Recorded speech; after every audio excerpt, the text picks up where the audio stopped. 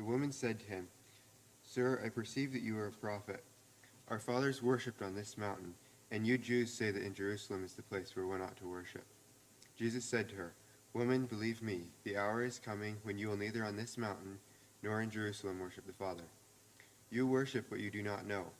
We know what we worship, for salvation is of the Jews. But the hour is coming, and now is, when the true worshippers will worship the Father in spirit and truth, for the Father is seeking such to worship him. God is spirit, and those who worship him must worship in spirit and truth." The woman said to him, "I know that Messiah is coming, who is called Christ. When he comes, he will tell us all things." Jesus said to her, "I who speak to you am he." And at this point his disciples came, and they marveled that he talked with a woman. Yet no one said, "What do you seek?" or "Why are you talking with her?" The woman then left her water pot, went her way into the city, and said to the men, "Come see a man who told me all things that I ever did. Could this be the Christ?" Then they went out of the city and came to him. In the meantime his disciples urged him, saying, "Rabbi, eat." But he said to them, "I have food to eat of which you do not know." Therefore the disciples said to one another, "Has anyone brought him anything to eat?" Jesus said to them, "My food is to do the will of him who sent me, and to finish his work. Do you not say, 'There are still 4 months, and then comes the harvest'?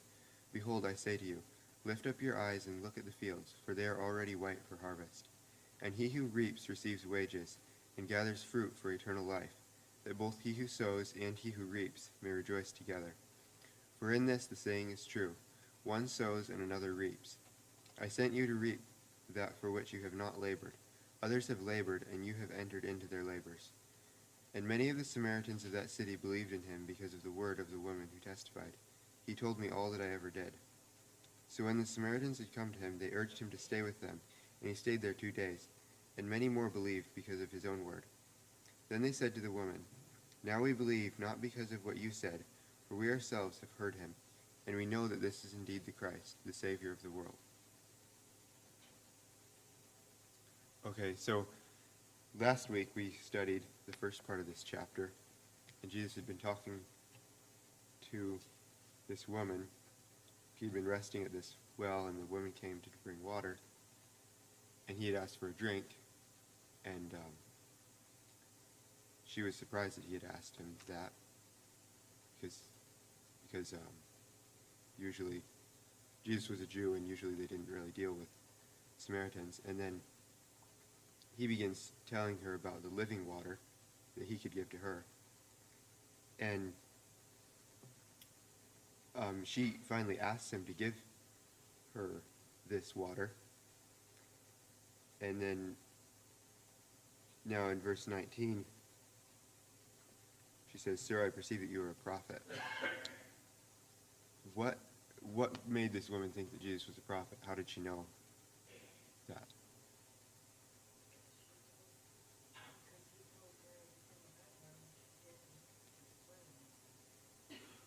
Yeah.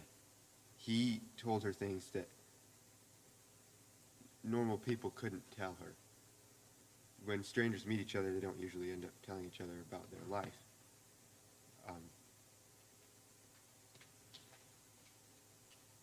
Could someone read John 3, verse 2?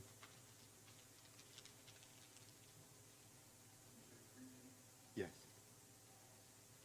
Jesus answered and said unto them, Verily, verily, I say unto thee, except a man be born again, he cannot see the kingdom of God. Was that 3, verse 2?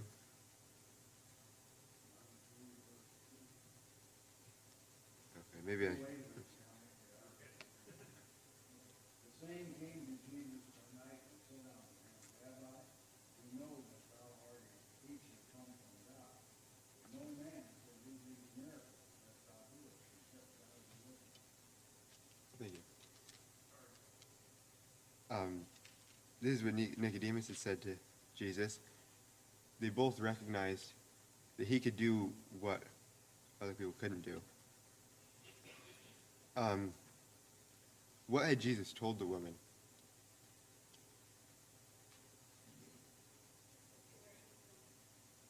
Yeah. And then he told her, or then when she said, she had no husband. He told her what the truth really was. And we already went over this last week, but it seems like Jesus was changing the subject on what they had been talking about, but I think what he was really doing is showing her sin in her life, exposing this. Before she could receive the living water, she had to deal with the sin in her life and recognize it. What was her response to this?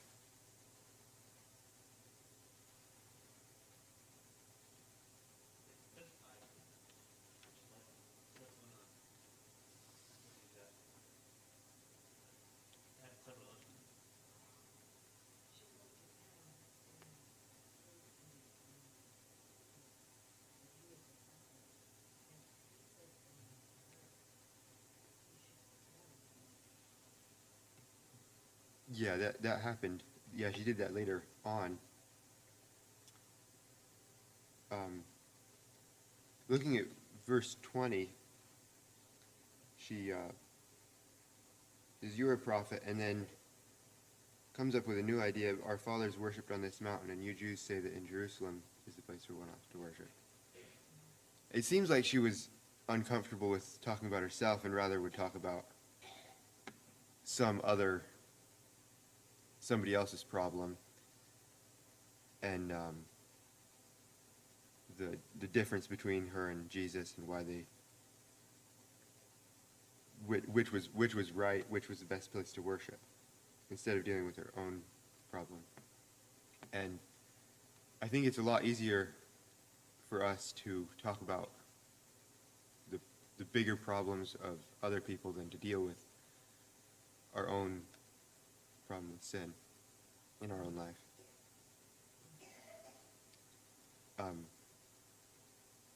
We all need to be forgiven, and confession is necessary for forgiveness.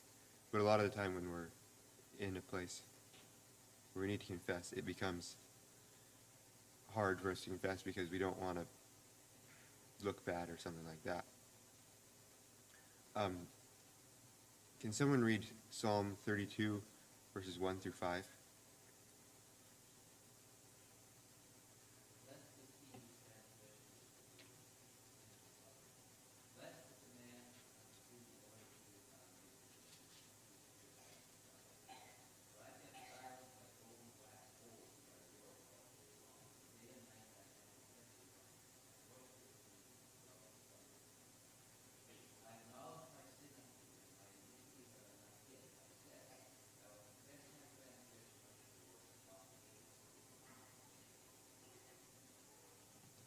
Thank you.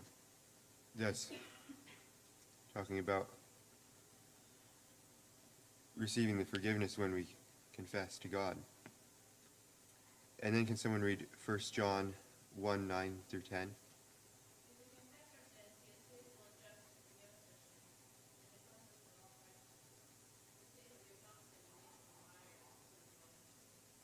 Thank you.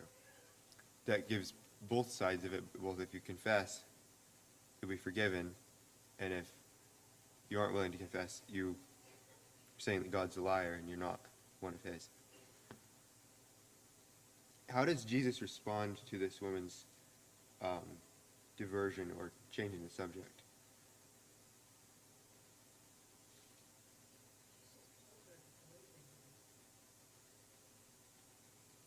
Yeah, he did.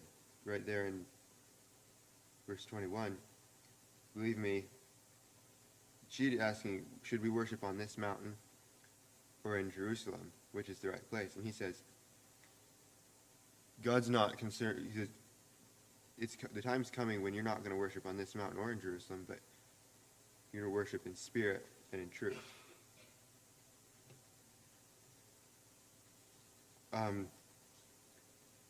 I think it's something we can learn from how Jesus responded to this controversy between the Jews and the Samaritans. He didn't get involved with it. He pretty much ignored it and just kept going, teaching her what God wanted her to learn about worship. In verse 22, it says, "You worship what you do not know. We know what we worship, for salvation is of the Jews." How did the Samaritans worship something that they didn't know?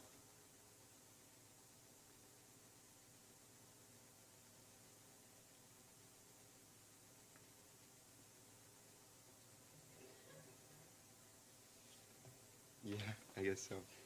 And why would they care where they worshipped if they didn't know who they worshipped?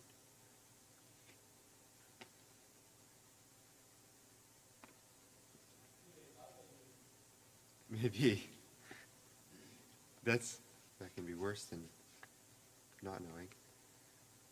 But just to learn a little bit about, I think, where the Samaritans came from, let's turn to 2 Kings chapter 17, and I'm going to read verses 24 through 36.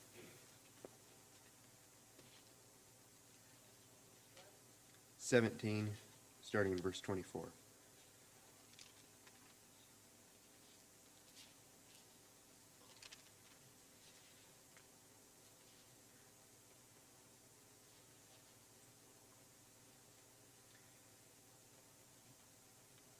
Then the king of Assyria brought people from Babylon, Cutha, Ava, Hamath, and from Sepharvaim, and placed them in the cities of Samaria instead of the children of Israel. And they took possession of Samaria and dwelt in its cities. And it was so, at the beginning of their dwelling there, that they did not fear the Lord. Therefore the Lord sent lions among them, which killed some of them.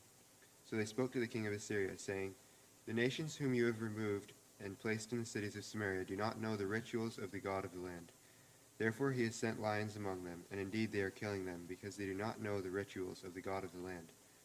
Then the king of Assyria commanded, saying, "Send there one of the priests whom you brought from there. Let him go and dwell there, and let him teach them the rituals of the God of the land." Then one of the priests whom they had carried away from Samaria came and dwelt in Bethel, and taught them how they should fear the Lord. However, every nation continued to make gods of its own, and put them in the shrines on the high places which the Samaritans had made, every nation in the cities where they dwelt. The men of Babylon made Succoth, Benoth, the men of Cuth made Nergal, the men of Hamath made Ashima, and the Avites made Nibhaz and Tartak. The Sepharvaites burned their children in fire to Adramelech and Anamelech, the gods of Sepharvaim. So they feared the Lord, and from every class they appointed for themselves priests of the high places, who sacrificed for them in the shrines of the high places. They feared the Lord, yet served their own gods, according to the rituals of the nations from among whom they were carried away. To this day they continue practicing the former rituals. They do not fear the Lord, nor do they follow the statutes or their ordinances, or the law and commandment which the Lord had commanded the children of Jacob, whom he named Israel, with whom the Lord had made a covenant and charged them, saying, "You shall not fear other gods, nor bow down to them, nor serve them, nor sacrifice to them.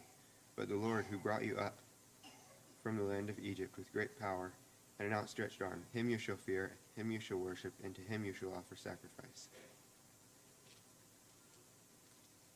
Okay, I just wanted to read that so we understand. I think this is still where the Samaritans, who they descended from, and it seems like they still had this mixed up religion.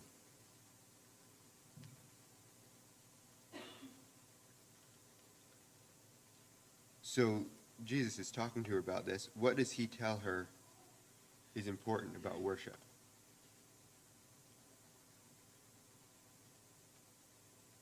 In verses 23 and 24.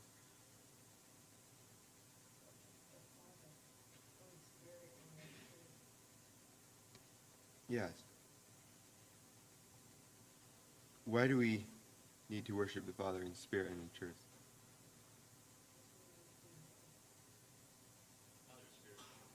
Yeah. If God's a spirit, you can't worship him unless you are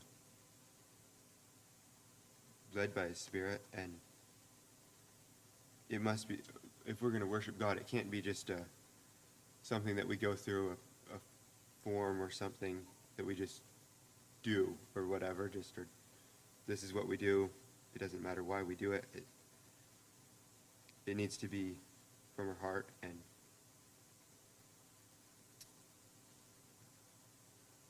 can someone read Romans 8, verse 8 through 11.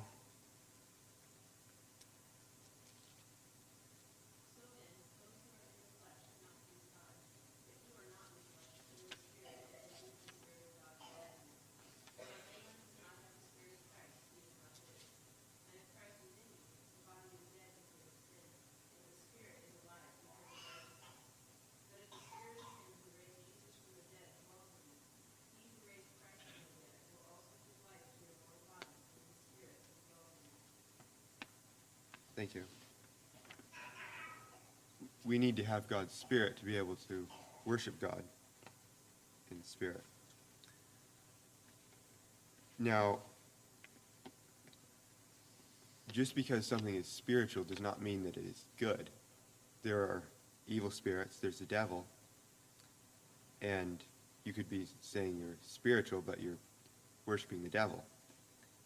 And that isn't any good. That's why it must also be in truth. You must worship God. You're not worshiping other things or just having your own experience that you call spiritual. Can someone read John 14, verse 6?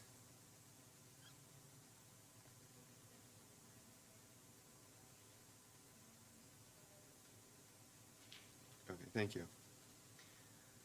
So, we know that Jesus is God, and Jesus said that he is the truth. So, we can't worship the truth if we're falsely. You can't, if you're worshiping something that is truth, you can't be lying to the truth. You'll know that that's not real.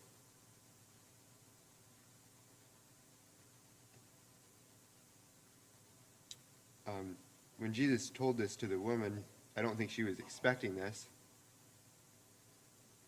to come from her asking about worship. Jesus gives her a very good explanation of how we must worship God. And I'm not sure what she thought of it, but she said in verse 25, I know that Messiah is coming, who is called Christ. When he comes, he will tell us all things. Now, it seems like she's open to receiving what the Messiah would tell her. And then what does Jesus tell her in verse 26?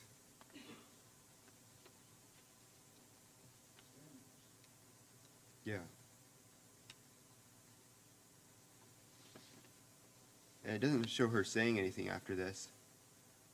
But what she does, I think, shows us what she thought about what he said. He said, I am he.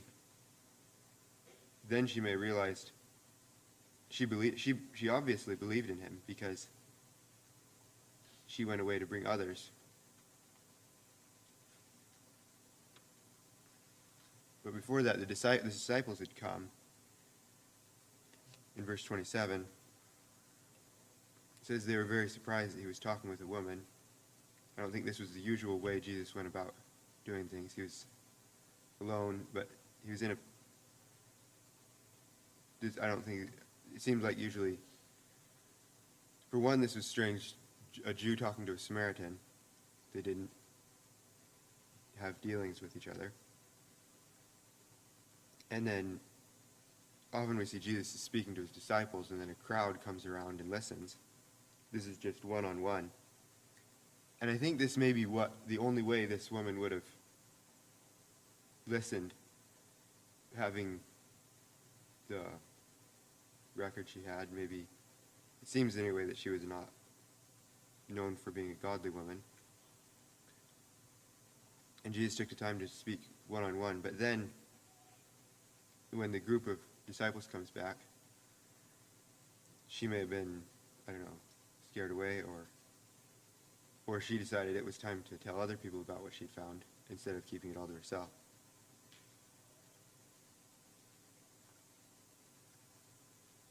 When she went on her way into the city, what did she forget? Yeah, she left it there.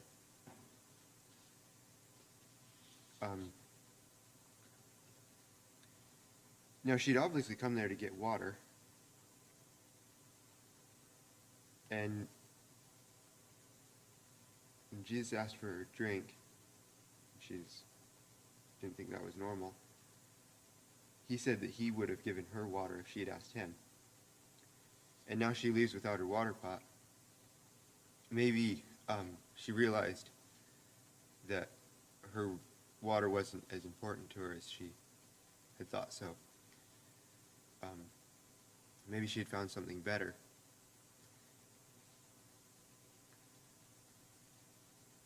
Can someone read, or I guess I'll just read it. Verse 14, it says, "But whoever drinks of the water that I shall give him will never thirst, but the water that I shall give him will become in him a fountain of water springing up into everlasting life."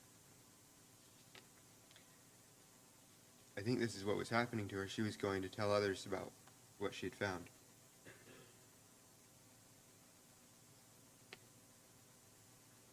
And she said to the men of this city, "Come see a man who told me all things that I ever did. Could this be the Christ?" I think she presented that well to the people of this city, and they came out of the city and came to him.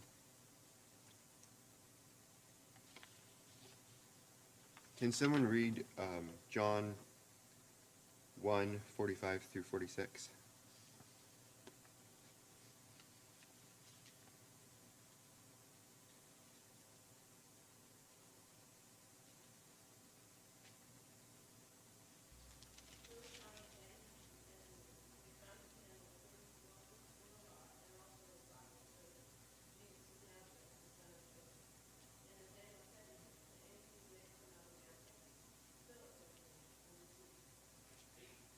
Thank you.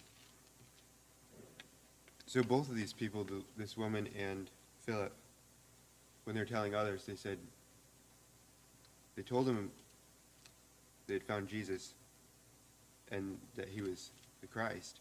This woman asked, "Could this be the Christ?" And he said, "We have found the Christ." And instead of just telling them what they thought, they said, "Come see for yourself. See who this is."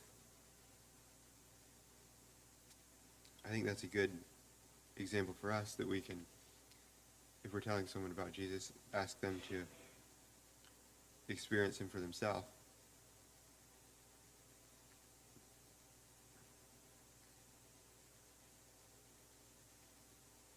Now, it seems before the people from the city came back, the disciples urged him, saying, "Rabbi, eat." And Jesus had sat down here at the well because he was tired and thirsty and probably hungry too. And it doesn't say that he'd eaten anything. What had changed now that he's not interested in eating?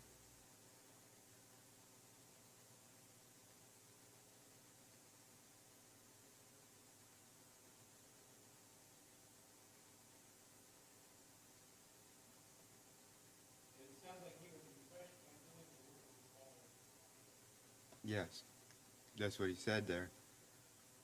He had food to eat of which they didn't know. And the disciples still were good to Jesus. They were wanting to see that he was taken care of. But doing God's will was what took care of Jesus and satisfied him, as much as eating and drinking.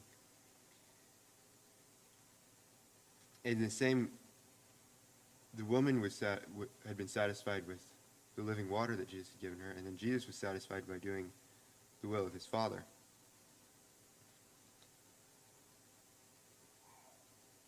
Can someone read Matthew 5:6?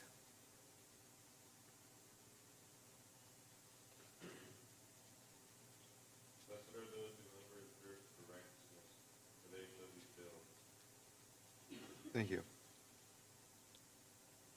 And then can someone read Psalm 42, verse 1 and 2?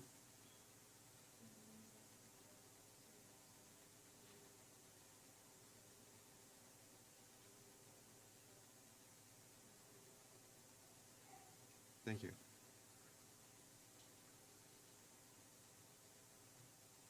I think we should see in our own life if doing the will of God is satisfying to us. Is it Is it what we're desiring? Do we miss it when we haven't had it? And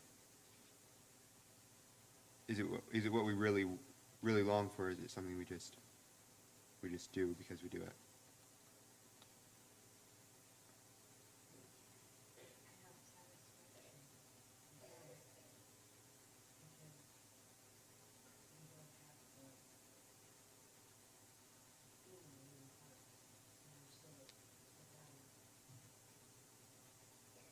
Yeah, if you're um, living close to the Lord, if you're speaking with Him and doing what He tells you to do in the Bible, and there is definitely satisfaction that comes from that. In verse 34, when Jesus had told them about the food, He told the disciples about the food that they didn't know about. He said, His food is to do the will of Him who sent me and to finish His work.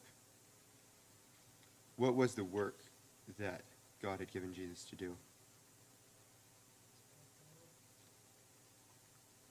Yeah, give out the living water. Was there work for the disciples to do?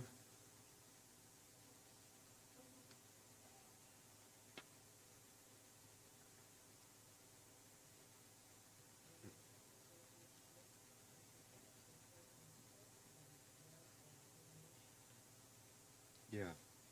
He said, look, he was explaining to them the difference between physical and spiritual. It says, there are still 4 months and then comes the harvest. Behold, I say to you, lift up your eyes and look at the fields, for they are already white for harvest. First he's talking about, the time of year it was going to be 4 months until it was time to harvest the things that they were growing. But then he's talking about a different kind of harvest and saying it's already time. And that it was their job to harvest the souls.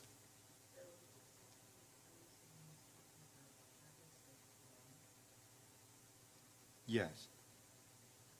That he's likening it to harvesting a field, bringing people to their purpose. The purpose of a field is to provide food for people, and then when there's a bunch of people that come to God, they've found their real purpose. Before we come to God, there's not much purpose for our life. Is the job that he says the disciples could enter into, is that job done yet?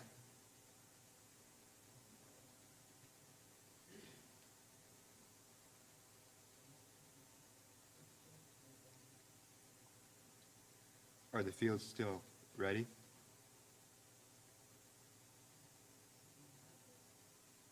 Yeah.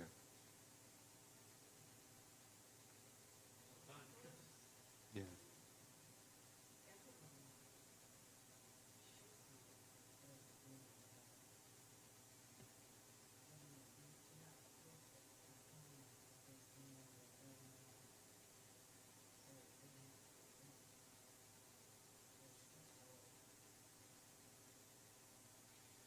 Were these people ready? It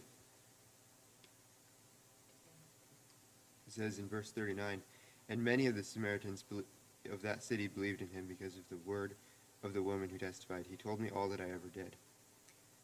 And then they asked Jesus to stay with them, and then it says in verse 41, and many more believed because of his own word. This woman had started out being an evangelist for Christ. And her ministry was pointing to Jesus. It wasn't that she met Jesus and then went off on her own thing, bringing people to herself. She pointed them to Jesus. They believed because of her word, and then many more believed because of what Jesus said. Can someone read 1 Corinthians 1, 26 through 31?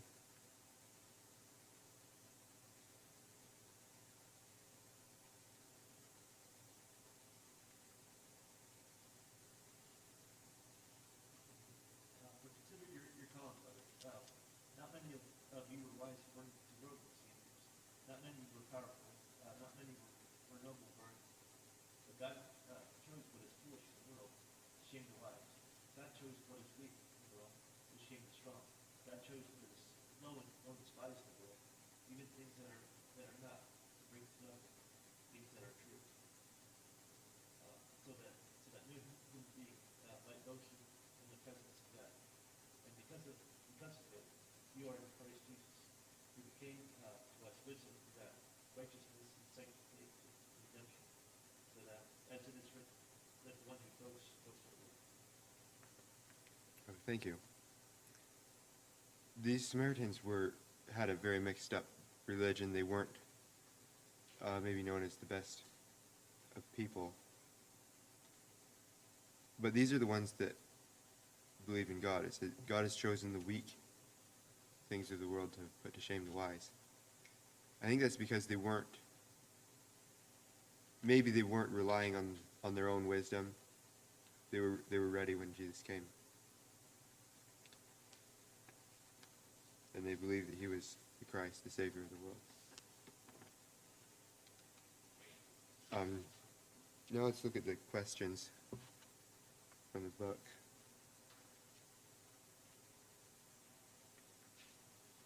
Page 27. Question 1. What signaled to the woman that Jesus was a prophet? I kind of already. Yeah. Another verse about this. John 7:45 through 46.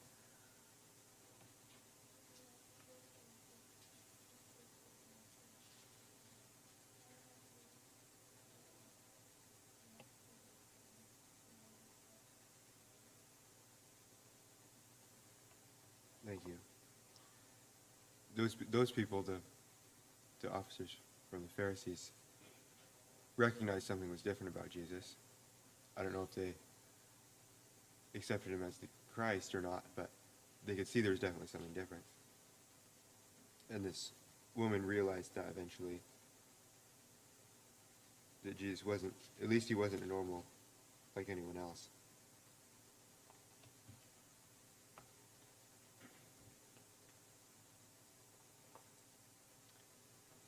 Question 2. In what ways might our ideas about worship mirror the Jewish and Samaritan attitudes?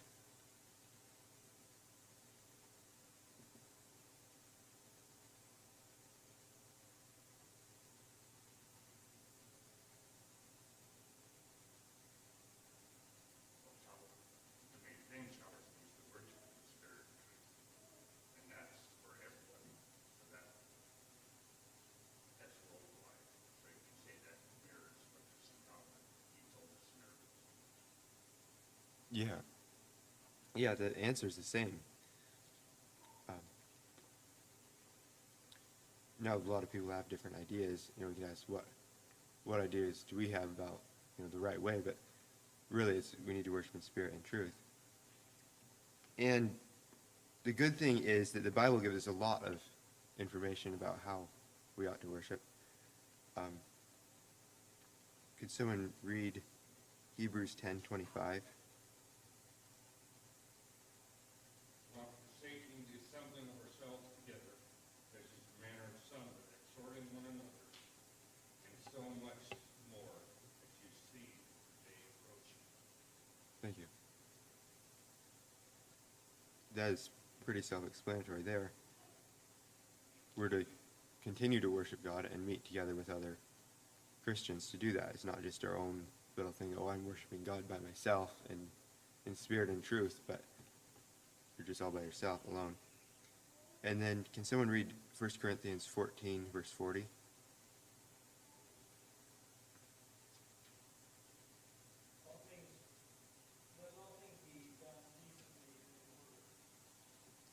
Okay, so it's not to be a chaotic time when we're worshiping God. It should be done decently and in order. And there's a lot more that the Bible says about our worship. But it must be from our heart. And it must not be something we just end up doing over week after week we come to church.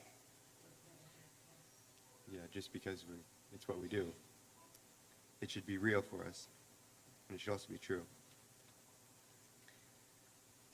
I think if we can't see worship without a professional choir or a music team, or even just singing at church, those aren't the only ways to worship God.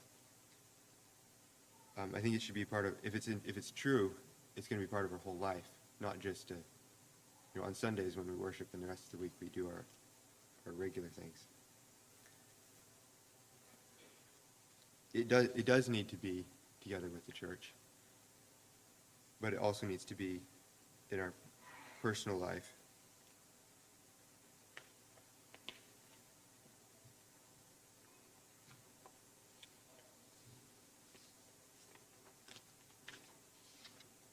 Question 3. What is worshiping in spirit and in truth like?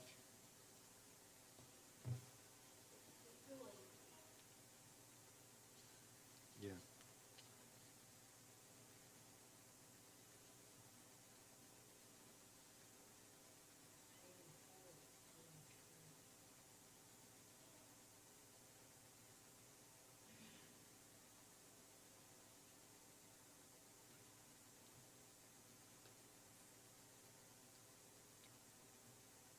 Can someone read Revelation 7, 9 through 12? After this I looked, and there was a vast multitude, for every nation, tribe, people, and language, which no one could number, standing before the throne and before the Lamb. They were clothed in white robes, and some palm branches in their hands. And they cried out in a loud voice, Salvation belongs to our God, who is seated at the throne, and to the Lamb. All the elders stood around the throne, and around the elders and the living creatures. They fell face down before the throne and worshipped God, saying, Amen. Blessing and glory be, wisdom and thanksgiving and honor and power and strength to our God forever and ever. Amen. Thank you. I think this multitude, hopefully is us, and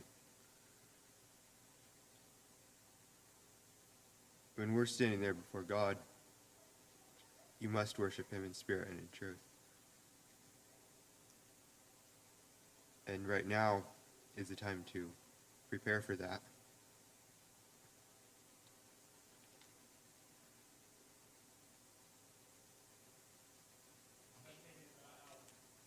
Everything is tainted by sin a little bit in this world. And we get closer and closer to that day. We're going to be standing before him like that we get there. But we're not there yet. And as our goal, we desire to worship God in complete truth.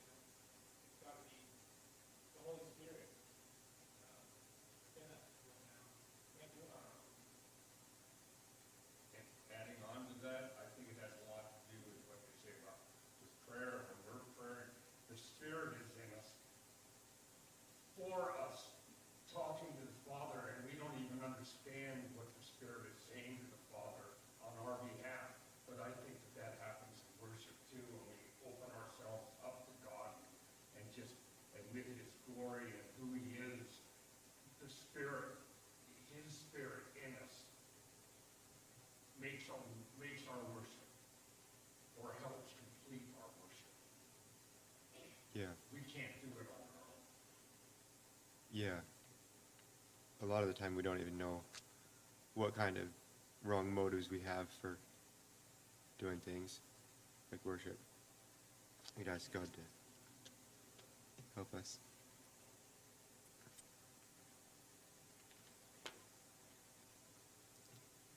Question 4. What are some water pots you may need to drop for effective evangelizing?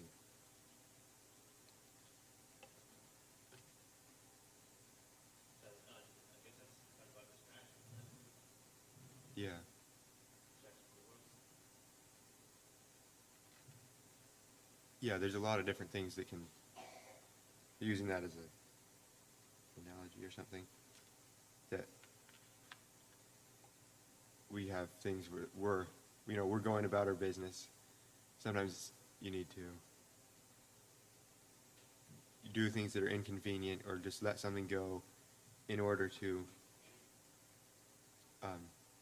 be a witness to other people. About 90, that story of the Good Samaritan.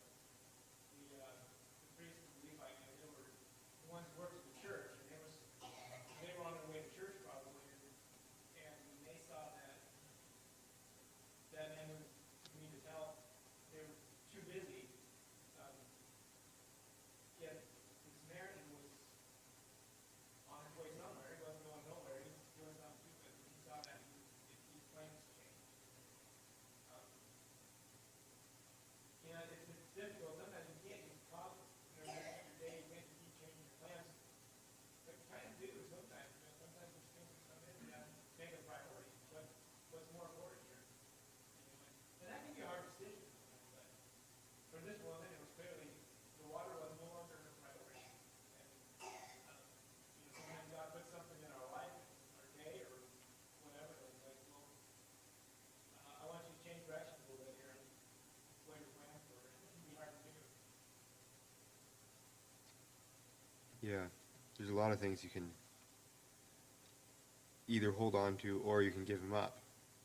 And a lot of times it's better to give it up for something that's more important.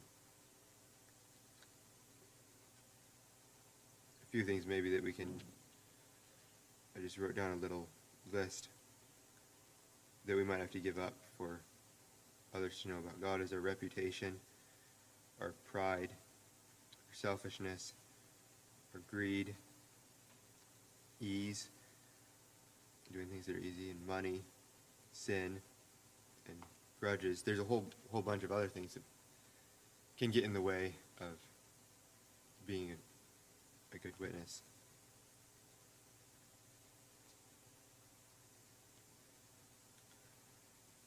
Question 5. What do the world's fields look like today? And what is your responsibility in the light of that?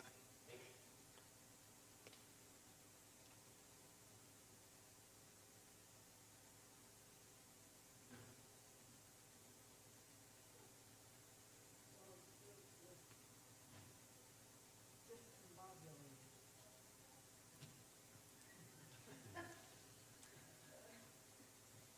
They are so mixed up. And, those and then I can say that, I may only be one person, but I'm trying to help straighten out stuff, And if all of us are getting our own thoughts, we can help change the world. But there's so much evil in our lives, in every direction, that we still need to forge forward. Yeah. Jesus said back then, the fields are white for harvest. I think these people were confused people too, and they had we don't know all the problems they had. I think, if anything, the fields are now even more ready for harvest. There's a lot of people that are confused and lost and hurting. Can someone read Matthew 9:36 through 38?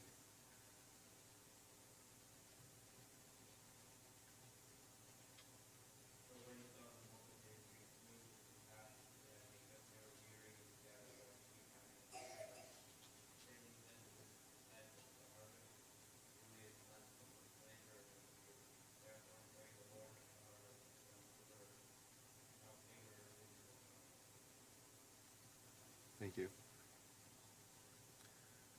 think that pretty well describes our culture now, sheep without a shepherd.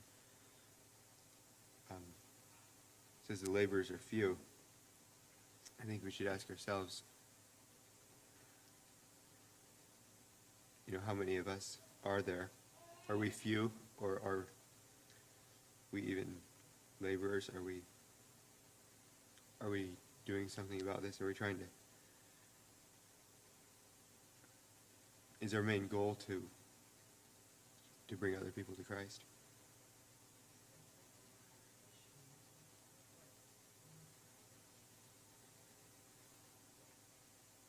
Yeah. But we also should not just think that it's someone else's job that we can pay them to do. I think each one of us needs to do our own part.